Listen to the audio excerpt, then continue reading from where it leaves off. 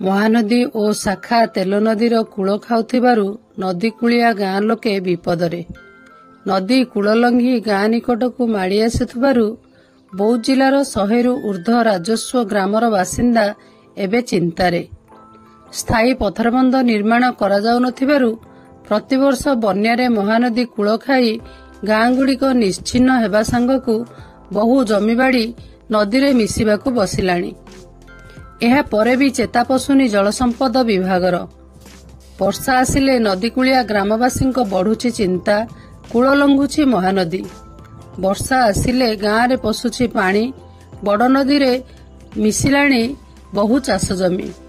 ସ୍ଥାୟୀ ପ୍ରତିକାର କରୁନି ବିଭାଗ, ଚିନ୍ତାରେ ନଦୀକୂଳିଆ ଗାଁ ଲୋକେ। ବୌଦ୍ଧ ଜିଲ୍ଲାର ଗୋଟିଏ ପାର୍ଶ୍ୱରେ ମହାନଦୀ ଓ ଅନ୍ୟ ପାର୍ଶ୍ୱରେ ତେଲ ନଦୀ ରହୁଥିବାରୁ ପ୍ରତିବର୍ଷ ବର୍ଷା ଦିନମାନଙ୍କରେ ବଢ଼ିପାଣି ଆସି କୂଳ ଖାଇବା ଦ୍ୱାରା ବନ୍ୟା ପରିସ୍ଥିତି ସୃଷ୍ଟି ହେଉଛି, ଯାହାକୁ ନେଇ ଭୟଭୀତ ଅବସ୍ଥାରେ ରହୁଛନ୍ତି 100ରୁ ଉର୍ଦ୍ଧ୍ୱ ନଈକୂଳିଆ ଗାଁରେ ବସବାସ କରୁଥିବା ହଜାର ହଜାର ପରିବାର। ମହାନଦୀ ଓ ତେଲ ନଦୀରେ ବଢ଼ିପାଣି ଆସି କୂଳରୁ ମାଟି ଅତଡ଼ା ଖସି ଯାଉଛି। ପ୍ରତିବର୍ଷ ଏଭଳି ହୋଇ 30ରୁ 40 ମିଟର ଲେଖାଏଁ ନଦୀ କୂଳ ଲଙ୍ଘୁଛି। ଫଳରେ ଅନେକ ପରିବାରଙ୍କର ଘରଦ୍ୱାର ନିଶ୍ଚିହ୍ନ ହୋଇଯାଉଛି। ଅଧିକାଂଶ ଚାଷ ଜମି ମହାନଦୀରେ ମିଶି ସାରିଲାଣି। କୂଳ ଖାଇବାରୁ ସାମାନ୍ୟ ନଦୀ ଫୁଲିଲେ ବି ଗାଁ ଭିତରକୁ ପାଣି ମାଡ଼ି ଆସୁଛି। ଜିଲ୍ଲାର କଣ୍ଟାମାଳ ବ୍ଲକ ଠାରୁ ବୌଦ୍ଧ ମୁଖ୍ୟ ସହର ଦେଇ ହରଭଙ୍ଗା ବ୍ଲକର ମାରଡା ପର୍ଯ୍ୟନ୍ତ 100ରୁ ଉର୍ଦ୍ଧ୍ୱ କିଲୋମିଟର ପର୍ଯ୍ୟନ୍ତ ମହାନଦୀ କୂଳ ଖାଇ କ୍ରମଶଃ ଓସାର ହେବାରେ ଲାଗିଛି, ଯାହାକୁ ନେଇ ଏବେ ଚିନ୍ତାରେ ଅଞ୍ଚଳବାସୀ।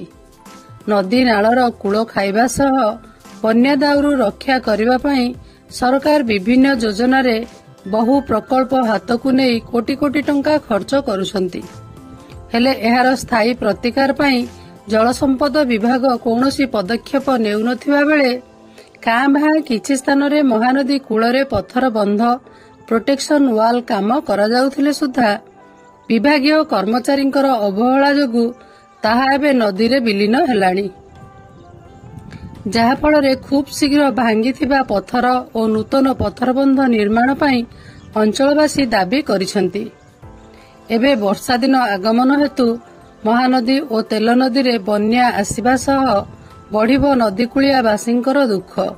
ତେଣୁ ସ୍ଥାୟୀ ସମାଧାନ ପାଇଁ ଜଳସମ୍ପଦ ବିଭାଗ ସଜାଗ ହେବା ଦରକାର। ଅନ୍ୟପଟେ ଜିଲ୍ଲାପାଳଙ୍କ ସହ ଆଲୋଚନା ହୋଇଛି, ଖୁବ୍ ଶୀଘ୍ର ଆବଶ୍ୟକ ପଦକ୍ଷେପ ଗ୍ରହଣ କରାଯିବ ବୋଲି ବୌଦ୍ଧ ବିଧାୟକ ସରୋଜ ପ୍ରଧାନ କହିଛନ୍ତି।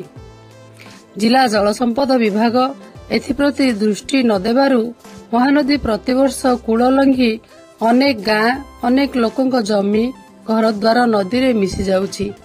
ତେବେ ଏହା ରୋକିବାରେ ଜଳସମ୍ପଦ ବିଭାଗ ସମ୍ପୂର୍ଣ୍ଣ ଫେଲ୍ ମାରିଛି। ତୁରନ୍ତ ଏହାର ସ୍ଥାୟୀ ପ୍ରତିକାର ପାଇଁ ଦାବି ହେଉଛି, ଯଥା ଅତଲସରା, କୁମାରୀ, ତିରଡ, କୁଶାସିଙ୍ଗା, କୁଡାସିଙ୍ଗା, ହରଭଙ୍ଗା, ଡିଆଁଘାଟ, ସୁରୁଣ୍ଡି, ରାଉତପଡା, ପାଣିଘରା, ସଦଲ, ଗଣ୍ଡା, ସାକୁସିଙ୍ଗା, ଖଣ୍ଡିଧର, ଧଳପୁର, ଉଆଲ, ରାମଗଡ଼, ପ୍ରଗଲପୁର, ମଙ୍ଗଳପୁର, କରଡି, ହାଟଗାଁ, କୃଷ୍ଣମୋହନପୁର ଆଦି 50ରୁ ଉର୍ଦ୍ଧ୍ୱ ଗ୍ରାମ ମହାନଦୀ କୂଳରେ ଅବସ୍ଥିତ। ଫଳରେ ମହାନଦୀରେ ବନ୍ୟାଜଳ ଆସି କୂଳ ଖାଇ ବନ୍ୟାଜଳ ଗ୍ରାମକୁ ପ୍ରବେଶ କରୁଛି। ଫଳରେ ବ୍ୟାପକ ଧନଜୀବନ କ୍ଷୟକ୍ଷତି ଘଟୁଛି। ପ୍ରକାଶ ଥାଉକି 1982 ମସିହାରେ ହୋଇଥିବା ଭୟଙ୍କର ବନ୍ୟାରେ ପ୍ରଭାବିତ ହୋଇଥିବା ଲୋକେ ଆଜି ପର୍ଯ୍ୟନ୍ତ ଅଣ୍ଟା ସଳଖି ପାରିନାହାନ୍ତି। ଏ ସମ୍ପର୍କରେ ବୌଦ୍ଧ ଜଳସମ୍ପଦ ବିଭାଗର ଇଞ୍ଜିନିୟର ନରେଶ କୁମାର ବାରିକଙ୍କୁ ପଚାରିବାରୁ ସେ କହିଲେ, ହରଭଙ୍ଗା, କୁଡାସିଙ୍ଗା ଗାଁ ମହାନଦୀ କୂଳରେ ନଦୀବନ୍ଧ ନିର୍ମାଣ ପାଇଁ 5 କୋଟି ଟଙ୍କା ବ୍ୟୟ କରାଯାଇ ଜଳସମ୍ପଦ ବିଭାଗର ମୁଖ୍ୟ ଯନ୍ତ୍ରୀଙ୍କ ଅନୁମୋଦନ ପାଇଁ ପଠାଯାଇଛି। ଟେଣ୍ଡର ପ୍ରକ୍ରିୟା କରାଯାଇ ଚଳିତ ବର୍ଷ କାମ ଆରମ୍ଭ କରାଯିବ।